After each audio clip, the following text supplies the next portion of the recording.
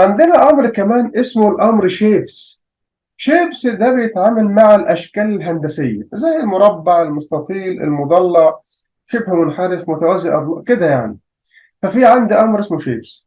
شيبس ديت او الاشكال عشان اتعامل معاها في الحقيقه بستخدم الامر او الداله اللي اسمها باتشز. امر او الداله اللي اسمها ايه؟ الداله اللي اسمها باتشز. هذه الداله موجوده داخل مكتبه مات بلوتلib، عشان كده حتى لما استدعيها بقول له import matplotlib دوت باتشز اس، وده اختصار هسميه مثلا بات. حلو جدا. الدالة باتشز، الدالة دي بتتعامل مع الأشكال الهندسية زي المستطيل، الدايرة، المضلع، الإليبس أو البيضاوي، الأرك أو القوس، أو أي شكل هندسي أنا عايزه. عشان نرسم الأشكال دي بنستخدم الأمر اللي اسمه باتشز من مكتبة مات بلوتلib زي ما قلنا، وبالتالي بقول له import matplotlib.batches وأقول له بعد كده الإيه؟ الاختصار بتاعي. تعالوا نشوف المثال اللي قدامنا بيقول ايه. خلاص انا بستدعي المكتبه ماتبلوتلib دوت باتشز لان انا محتاج اتعامل مع اشكال هندسيه. بعد كده بقول له ماتبلوتلib دوت باي بلوت لان انا محتاج ارسم هذه الاشكال واظهرها على الشاشه قدامي، وبعد كده اديتها اختصار اسمه PLT. وبعد كده بقول له خد بالك بقى عشان ارسم دايره بقول له ايه؟ بقول له بات ادي المكتبه اهي، يعني ده المكتبه اللي انا استدعيتها من مات بلوتلب اللي جواها الداله اللي اسمها باتشز، واللي اديتها الاختصار اللي اسمه بات. فبقول له بات دوت سيركل. انا دلوقتي عايز ارسم ايه؟ عايز ارسم دايره. فخد بالك بقى، الدايره دي لابد اديها الاول المركز وبعد كده نص القطر، صح؟ يبقى انا بقول له سيركل اوف، وهقوم فاتح قوس، القوس اللي هو بتاع التابل ده، واقوم قايل له نص ونص. يبقى دي اول حاجه بتاخدها مني السيركل اللي هي مين؟ اللي هي المركز. وطبعا المركز في بعدين اللي هم اكس وواي، فبقول له ابدا المركز بتاعك من عند اكس بتساوي نص ومن عند الواي بتساوي نص، وخلي لي نص القطر ب 3 من 10. كويس جدا. وبعد كده اعمل لي متغير اسمه اكس، وعرف عليه المحاور اللي هو عباره عن بي ال تي دوت اكسس، واعمل لي اي اكس دوت. لابد اقول له استخدم الداله اللي اسمها اد اندرسكور باتش اوف سي، لان طبعا السي هي عباره عن متغير. المتغير ده شايل مين؟ شايل السيركل، بس هو مش هيرسم السيركل غير لما اقول له اد باتش. ازاي؟ انا لو جيت هنا وقمت عامل رن للجزء ده من الكود من غير ما اقول له اد باتش، انت متخيل اللي هيحصل؟ هيديني المحاور كده فقط، اللي هو المربع اللي فيه المحاور، وخلاص على كده. عشان اظهر السيركل لابد اقول له ايه؟ اقول له اد باتش. وفي الحاله دي لازم اقول له اد باتش، ولما اقول له اد باتش هيبدا يرسم لي السيركل بتاعتي سيركل عاديه خالص، من عند نص ونص. المركز بتاعها هنا نص بالنسبه لاكس ونص بالنسبه لواي، ده المركز. نص القطر بتاعها عباره عن 3 من 10. ورسم لي رسم لي الدايره بتاعتي زي ما انا قايل له بالظبط. خد بالك انك بعد ما ترسم اي شكل ايا كان انت ممكن تضيف له مجموعه من الخصائص. تعالوا نشوف ازاي نضيف مجموعه من الخصائص للسيركل او الدايره بتاعتنا اللي احنا رسمناها.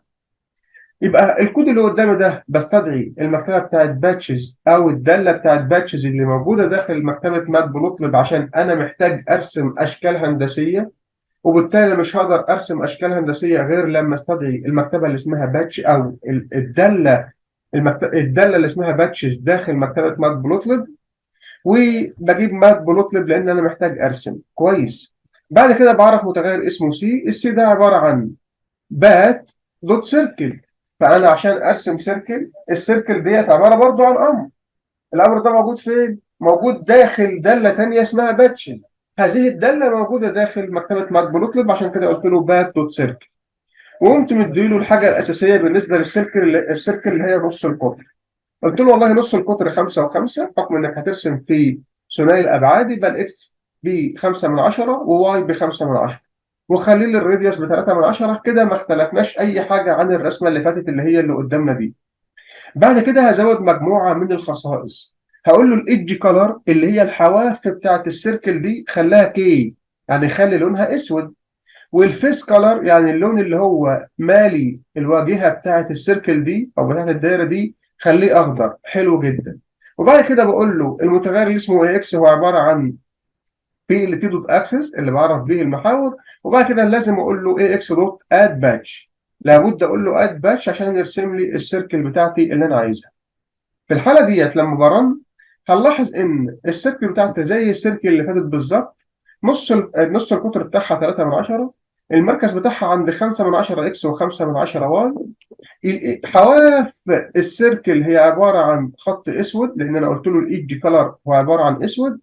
الفيس كلر اللي هو اللون اللي قدامي اللي مالي السيركل ده عباره عن لون ايه؟ عباره عن لون اخضر. كمان احنا ممكن نزود حاجه تانية بالنسبه لخصائص الشكل بتاعي. ايه هي؟ نفس الكود اللي فات، فقط زودت هنا ايه؟ الفا. طبعا احنا عارفين الفا ان هي معامل الشفافيه، والشفافيه كل ما تقرب للزيرو كل ما يبقى اللون شفاف جدا جدا، كل ما تقرب من الواحد كل ما يبقى اللون داكن قوي قوي قوي ومفيش شفافيه خالص. طيب في الحاله دي لما طبعا مفيش اي حاجه اختلفت عن الكود اللي فات، لو حتى عملنا رن هنلاقي فقط الشفافيه بتاعت الشكل بتاعي او بتاعت الفيس كلر هي اللي اتغيرت.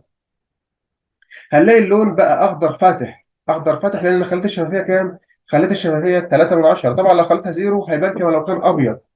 وبالتالي دي خاصيه جديده قدرنا نضيفها على مين؟ على الشكل بتاعنا.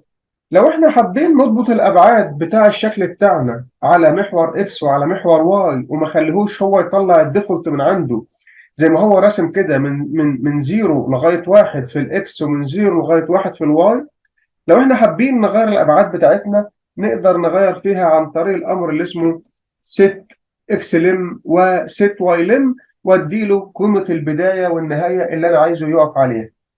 يبقى هنستخدم نفس الكود اللي فات، ما غيرناش فيه اي حاجه. بالنسبه للسيركل بديها في الاول المركز في بعدين اكس وواي، بقول له ابدا من عند اكس بنص وواي بنص. بديها الراديوس، بعد كده بديها الحواف بتاعت او لون الحواف بخليه اسود. بعد كده بديه لون الوجه او اللي هو بيملى الشكل اللي قدامي ده بقول له برضه خليه اخضر. المعامل الشفافيه او الفا بخليه برضه مايل للشفافيه اللي هو اخضر الفاتح. بعد كده بقول له اعرف لي متغير اسمه اكس هو عباره عن بي ال تي دوت اكسس، بعرف المحاور بتاعتي.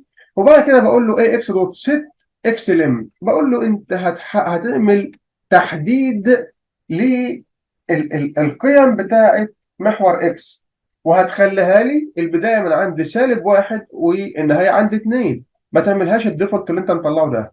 وبرضه هتعمل لي تحديد لقيم او القيم على محور واي، هتخلي لي البداية عند -نص والنهاية عند 1.5. وبعد كده لابد استخدم الأمر اللي اسمه add batch واديله المتغير اللي هو شايل الشكل بتاعي الهندسي اللي أنا عايز أرسمه. وفي الحالة دي لما أقول له اعمل لي رن للجزء ده من الكود هيظهر لي نفس الرسمة بتاعتي اللي ظهرت قبل كده. بس ناخد بالنا يمكن هو ضغطها شوية عن الشكل اللي فات اللي هو ده، لأن أنا زي ما قلت لك كده أنا عملت ضغط للمحاور، يعني كبرت المحور شوية. وبالتالي كما لو كنت أنا بضغط الرسمة بتاعتي على الإيه؟ على المحاور اللي هي موجودة عندي. وبالتالي هو راح غير المحاور زي ما أنا عايز، خلى البداية والنهاية في كل من محور إكس ومحور واي زي ما أنا عايز، واداني الرسمة بتاعتي. كويس جدا. ممكن برضو بدل الايدج كولر والفيس كولر استخدم الامر اللي اسمه كولر على طول. مش لازم بقى ايه، مش لازم اقعد اقول له خلي لي الفيس كولر واعمل لي الايدج كولر بكذا. لا، اقول له كولر على طول. بس ناخد بالنا كولر بيملى الشكل كله، ما بيحطليش ايدج كولر، يعني ما بيحطليش كولر خاص بالحواف لوحده. وبالتالي برضو انا هستخدم نفس الكود فقط هيبقى تغيير بسيط. انا هقول له اعمل لي سيركل جميل، المركز بتاعها اكس ب-2 وعند واي ب5، مفيش مشكله خالص. الراديوس بتاعها بيساوي 4، ماشي هنا كبرتها. وبعد كده بقول له خلي لي الكلر على طول بيساوي بلو او ازرق، والشفافيه بتساوي 1، يعني ازرق داكن ما تخلوش فاتح، مفيش شفافيه اصلا. وبعد كده بحدد المحاور بتاعتي عن طريق الامر بي ال تي دوت اكسس، وبحط الكلام ده في متغير اسمه اكس. بعمل ليميتيشن للقيم على محور اكس من -10 لغايه 10، وبعمل برضه ليميتيشن للقيم على محور واي من -2 لغايه 12. ولازم اقول له اد باتش عشان خاطر يبدا يضيف السيركل بتاعتي على المحاور اللي انا كريتها. وفي الحاله دي لما اقول له اعمل لي رن للجزء ده من الكود هلاقيه راح رسم لي السيركل بتاعتي طبعا حد يقول لي ده المفروض الريدس بتاعها 4، ما تبقى الدايره كبيره. اقول له خد بالك، مش احنا دلوقتي ما سيبناش الكلام للديفولت؟ انا لو شلت الليميتيشن ده هيروح الاقي الرسمه شكلها بقى كبير قد كده. بس انا قلت له خد بالك، انا لابد تخلي الاكس تبدا من عند سالب 10 وتنتهي عند 10، كاني برضه عملت ايه؟ طالما كبرت القيم على محور اكس كانك بالظبط عملت ضغط للرسمه اللي هتظهر لك. ونفس الحكايه بالنسبه لواي، خليته يبدا من عند سالب 2 وينتهي عند كام؟ وينتهي عند 12. كده أخدنا شوية في شكل الدايرة. تعالوا ناخد شكل هندسي تاني اللي هو الإليبس، أو اللي إحنا بنسميه الشكل البيضاوي.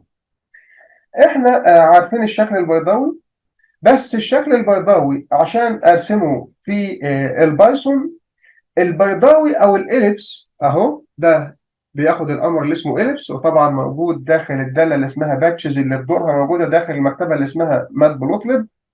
عشان ارسم بقى الاليبس او الشكل البيضاوي ده هلاقيه بياخد مني 4 معلومات اساسيه، وبعد كده اقدر اديله الخصائص اللي انا عايزها او اسيبه للديفولت بتاع البايثون زي ما انا عايز.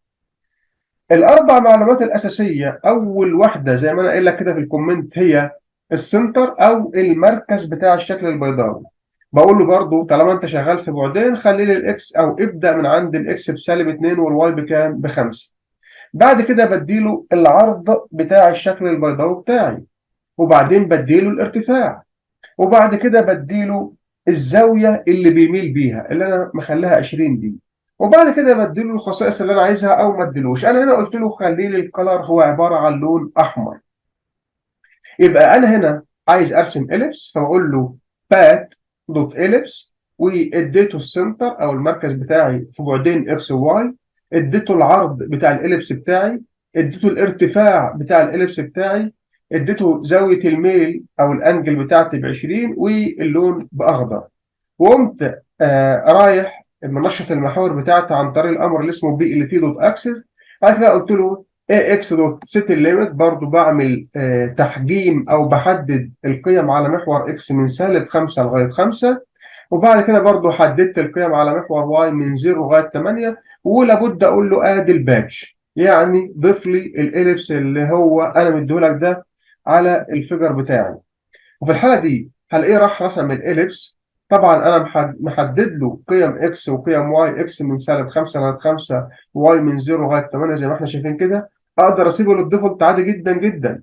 طبعا هنا انت ما انتش قادر تحس بالعرض بتاع الاليبس والارتفاع، فانت تقدر تغير في القيم دي. ممكن تخلي مثلا عرضه، ممكن تخلي مثلا 7، وتخلي الارتفاع زي ما هو كام؟ زي ما هو 4. انت زي ما انت عايز اقعد غير في الحاجات دي وشوف التغيير هيبقى عامل ازاي. هنا انا خليت عرضه زي ما احنا شايفين كده، وبالتالي برضه هو دخل مني جوه الواي اكسس زي ما احنا شايفين. لكن احنا ممكن برضه يعني ايه، نقعد نغير شويه او نغير في محور اكس. ممكن اقول له ابدا من عند اكس بسالب 10 لغايه موجب 5. هلاقي برضو الشكل بتاعي دخل جوه الشكل بدل ما اروح اغير في الايه، في العرض تاني.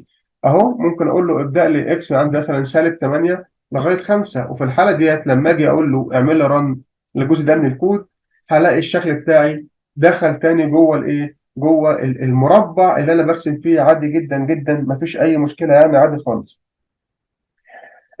كمان غير الشكل البيضاوي ممكن نرسم مستطيل. فلو احنا حابين نرسم مستطيل بستخدم الامر اللي اسمه ريكتانجل. بستخدم الامر اللي اسمه ايه؟ ريكتانجل، اللي هو بالعربي مستطيل. الامر ريكتانجل بياخد 4 معلومات اساسيه. المعلومه الاولى المكان اللي هيترسم فيه، حتى لو خدت بالك هنا هكتب لك تحت اللوكيشن اوف ساوث ويست، المكان اللي هيترسم فيه. وده بيكون عبارة عن الحافة اللي تحت على الشمال بتاع المستطيل بتاعي اللي هيبدأ يرسم المستطيل من عندها زي ما هوريك دلوقتي. يبقى اللوكيشن اوف ساوث ويست ده عبارة عن ايه؟ الحافة بتاع المستطيل بتاعي اللي على شمال المستطيل من تحت، اللي هيبدأ البايثون يعني يبدأ يرسم الايه، المستطيل بتاعي من عندها. وبعد كده بديله الويتس او العرض بتاع المستطيل، وبعد كده بديله الهايت او الارتفاع بتاع المستطيل، وبعد كده بديله بعض الخصائص زي مثلا الكالر والانجل او الزاويه اللي بيميل بيها. ولو حابب ازود خصائص تانية اديله، مفيش اي مشكله اطلاقا. يبقى انا لو عايز ارسم لك ريكتانجل، الريكتانجل ده بديله مجموعه من البارامترز اللي هم الاربعه الاساسيين.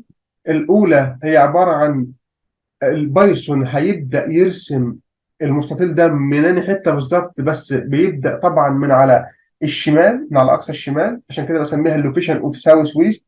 ده الشمال بتاع المستطيل بتاعي اللي هيبدا من عنده الرسم. بعد كده الويتس، وبعدين الارتفاع، وبعد كده دول الثلاث حاجات الاساسيين.